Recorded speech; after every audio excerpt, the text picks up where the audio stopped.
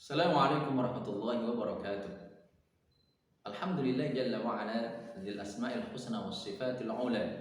Wassalatu wassalamu ala rasulil huda sayyidina Muhammadin wa ala alihi wa sahbihi wa man ittaba'a.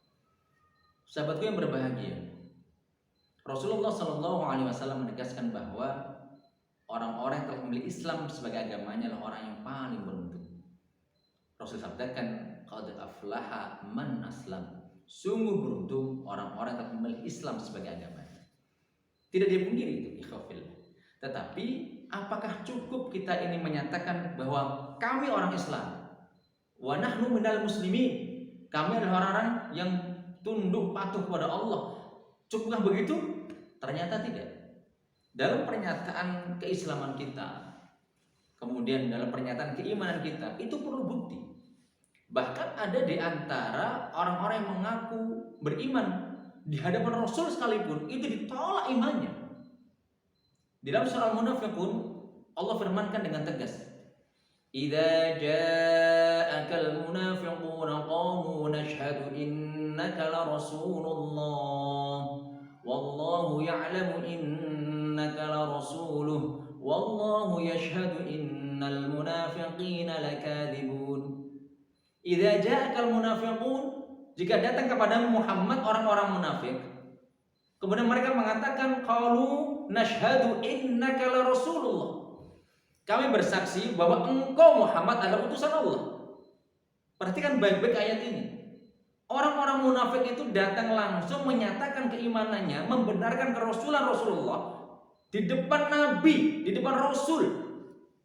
Tetapi Allah nyatakan, wallahu ya'lamu innaka rasuluh, sesungguhnya Allah mengetahui Muhammad bahwa engkau utusannya. Artinya tidak perlu pengakuan mereka. Wallahu yashhadu innal munafiqina lakadzibun, dan Allah bersaksi bahwa orang-orang munafik itu dusta dalam pernyataan keimanannya. Nah, ikhafillah, hati-hatilah. Ternyata pengakuan iman saja itu tidak cukup.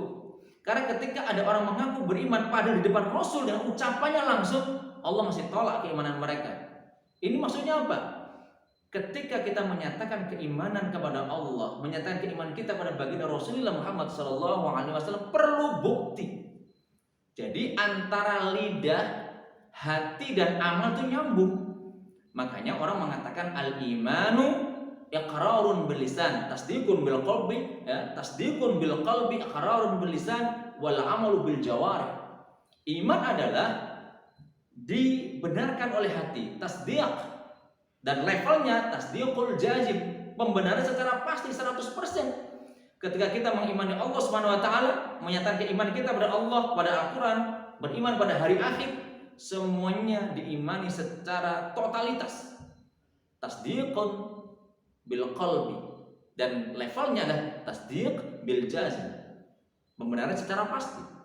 Nah, kalau sudah begitu Allah terima imannya. Tetapi dalam beriman ini perlu bukti. Makanya berkali-kali, bahkan lebih dari 80 ayat menjelaskan ya ayyuhalladzina amanu. Setelah ya ayyuhalladzina amanu pasti ada perintah dari Allah. Apa itu? Di antaranya misalnya ya ayyuhalladzina amanu qu anfusakum wa ahlikum naro. Ya ayyuhalladzina amanu atiiullah wa atiiur rasul. Ya ayyuhalladzina amanu kunu ansarullah, dan seterusnya. Banyak sekali. Artinya apa? Setelah Allah menyuruh kepada orang beriman, di sana ada bukti dari hamba yang beriman tadi untuk membuktikan keimanan dengan apa? Dengan amal saleh. Maka berulang-ulang Allah juga firmankan innal ladzina amanu wa amilus shalihat. Artinya gandengan antara iman dan amal saleh. Orang-orang yang imannya benar, imannya sehat, pasti mereka greget beramal saleh. Jadi ikhwafillah, pemirsa yang berbahagia, kalau kita ingin membuktikan iman kita benar atau enggak, sederhana sebenarnya. Kita ini greget gak beramal soleh. Karena pembuktian iman adalah gregetnya kita terhadap amal soleh. Yang repot begini, kita ngaku beriman kepada Allah tapi gregetnya kepada kemaksiatan. Nah ini problem khawatirnya. Pertama, iman kita ditolak oleh Allah karena kita gak serius dalam menyatakan keimanan tadi. Dan yang kedua, mengerikan lagi kalau kita termasuk golongan orang-orang fasik, Di dalam Al-Quran dikatakan innallaha la yahdil qaumal fasiqin, sesungguhnya Allah tidak memberi petunjuk kepada orang-orang fasik. Di dalam ayat juga dikatakan bahwa wallahu la yahdil qaumal fasiqin, dan Allah tidak memberi petunjuk kepada orang-orang fasik. Semoga kita dijauhkan dari sifat fisik ini, fusuk ini, dan agar iman kita benar dan kita mati nanti dipanggil oleh Allah dalam keadaan iman kita terjaga dengan baik, dan diakhiri dalam hidup kita dengan kalimat la ilaha illallah. Barakallahu fikum. Assalamualaikum warahmatullahi wabarakatuh.